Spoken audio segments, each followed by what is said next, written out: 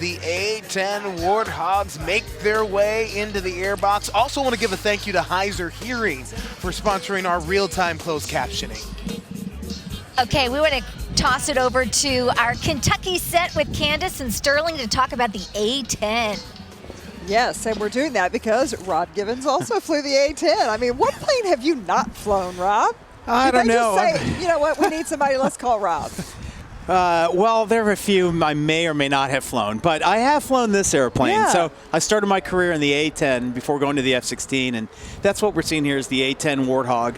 It's the A-10 Thunder Over Louisville. A stands for attack. That's excellent. You'd be surprised how many people, they've talked about airplanes a long time, but they never figured out that A is for attack, F is for fighter, B is for bomber. But it's really a great airplane. It was designed completely for air to ground, you know, to help the guys on the ground, to kill tanks, knock out targets, artillery sites, and things along the way. And it's done an incredible job. If you look at the wings, they're long, straight wings, so it's not a very fast aircraft by fighter standards today. The engines are high bypass turbofan engines. They sit up high like that because it helps defeat the radar or the infrared signature of the engine. It diffuses the heat, so it's harder to hit this airplane with a heat-seeking missile from the ground. Talk about the damage this can do. Well, it can do a lot of damage. Obviously, it can carry 11,000 pounds of external ordnance. So laser-guided bombs, regular bombs, cluster weapons, Maverick missiles. But the thing that really gives it its unique killing power is the 30-millimeter cannon that the pilot sits on top of. The ammunition drum is behind him, and the barrels go underneath him all the way out to the nose of the airplane. And the sound of this thing is distinct when you turn that gun loose. It is. I mean, the you know, our adversaries in Iraq and Afghanistan learned to really fear this aircraft. It was really feared by the Iraqis in the first Gulf War because they said that the A-10s would just loiter around over top looking for targets to hit, and they would see it, and there's nothing they could do about it. They couldn't hit it.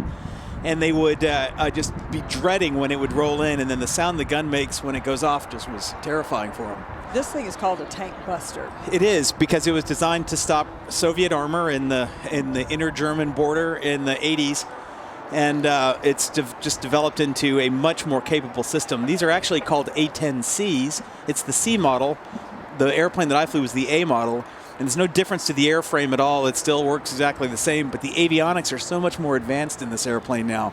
Pilots have helmet-mounted sights. They can have targeting pods on the wings. All of it's integrated, fully night capable, and just a wonderful airplane to fly. Talk about how tough it is. This thing is built to take a licking and keep on ticking. That is true, but you know what's funny is you sit there and go, wow, that plane, I want to fly that because it's built to take damage.